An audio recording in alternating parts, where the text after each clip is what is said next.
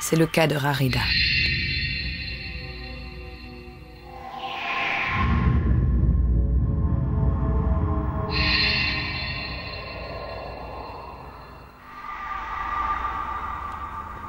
David Servan-Schreiber a rencontré Trudy au centre de Shadyside. Trudy, qui, comme Rarida, a subi un événement violent, un traumatisme. Quand vous êtes venu me voir, vous aviez tous ces cauchemars, vous ne pouviez plus vous concentrer, vous aviez peur de toutes sortes de choses.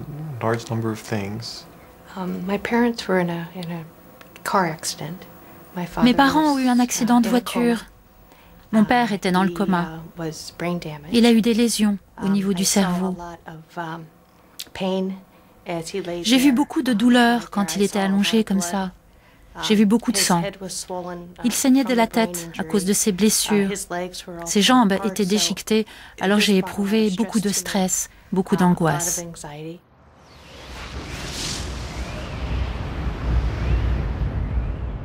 Le traumatisme de Rarida, c'est la guerre.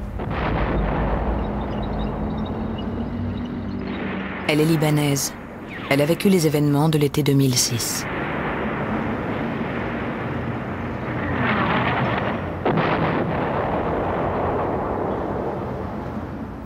Dans notre village, il n'y avait rien. Et soudainement, ça éclatait.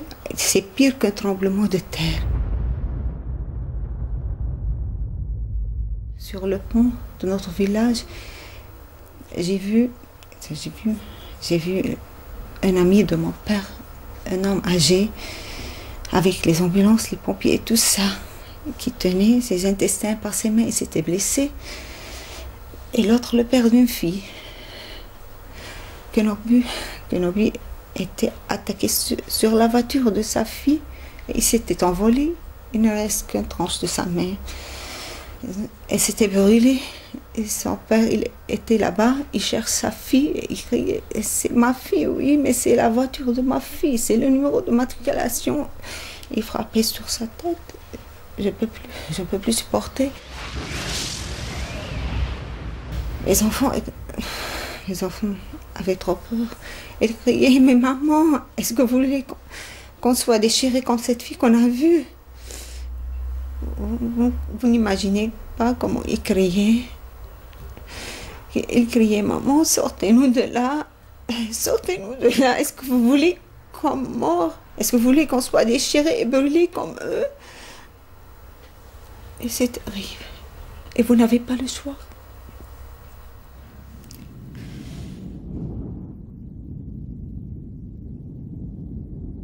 Rarida revit ces événements la nuit, le jour, sans cesse. Comme Trudy à l'époque. J'avais beaucoup de flashbacks, si vous vous souvenez.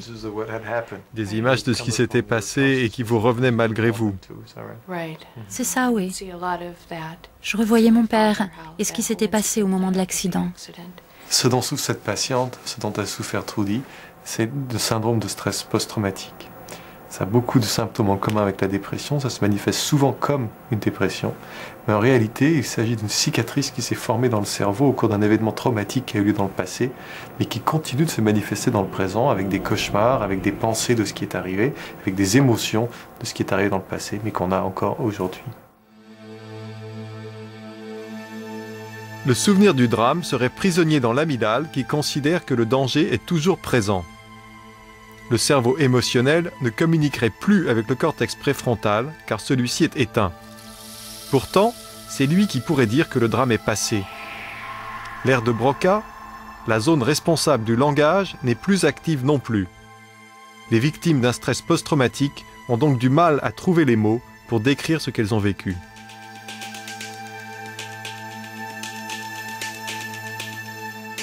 Quant au cortex visuel, il est suractivé.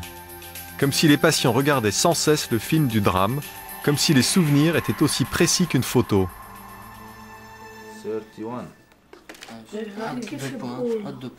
C'est ce qui se passerait pour Rarida. Le drame a provoqué un tel chaos dans son cerveau émotionnel que celui-ci ne remplit plus sa fonction première. être en lien avec les autres. Rarida s'est isolée de ses 3 enfants, Roland, Jason et Johnny, qui l'ont suivi après la guerre chez sa sœur. C'est son neveu qui s'occupe désormais de leurs devoirs.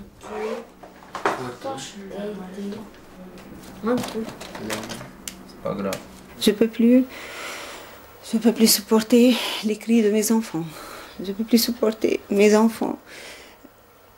Il veut que je les console. Et moi, je ne supporte personne. Je ne peux pas supporter pas un bruit. Pas un seul bruit. Même quand il mange un chocolat, un morceau de chocolat, il fait le papier comme ça, craque, je crie. Ne fais pas ça, ne fais pas ça. Je ne supporte pas le papier qui craque comme ça. Le papier du chocolat. Et il est fâché à cause de ça. Ce petit Johnny que j'ai, c'est le plus attaché à moi. Parce que je crie sur lui tout le temps. Je l'éloigne. Je ne peux plus le supporter. Il est trop fâché. Il est trop fâché. Il me dit, vous ne m'aimez pas.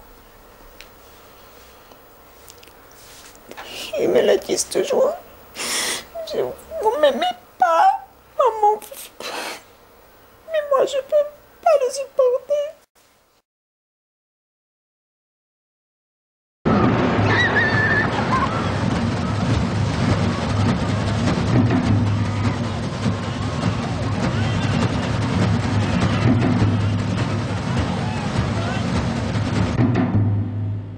أيها الواقفون على العتبات ادخلوا واشربوا معنا القهوة العربية. قد تشعرون بأنكم بشر مثلنا. أيها الواقفون على العتبات اخرجوا من صباحاتنا نطمئن إلى أننا بشر مثلكم. عاش ما في الضوء الان مش كهرباء ولا شهر حيصير نطفى ونخلي عمود ولا خلي ترنس ولا خلي حاجه اللي جرفوه جرفوا كل شبكه الكهرباء والميه رجعوا للقرن 18. ليش انت زعلان يا عواد؟ يا عواد انا مش زعلان انا مبسوط. ليش؟ انت شايف يا عواد انا مبسوط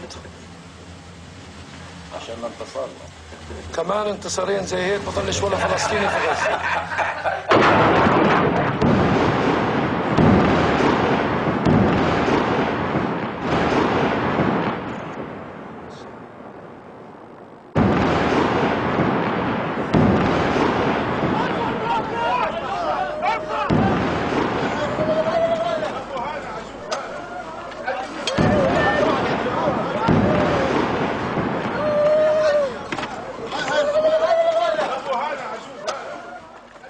صار ضرب الطيران وطلعنا كلنا شردنا من البيوت وهيك زي ما انت شايف الدمار كله من جوا مدمر ومن برا مدمر.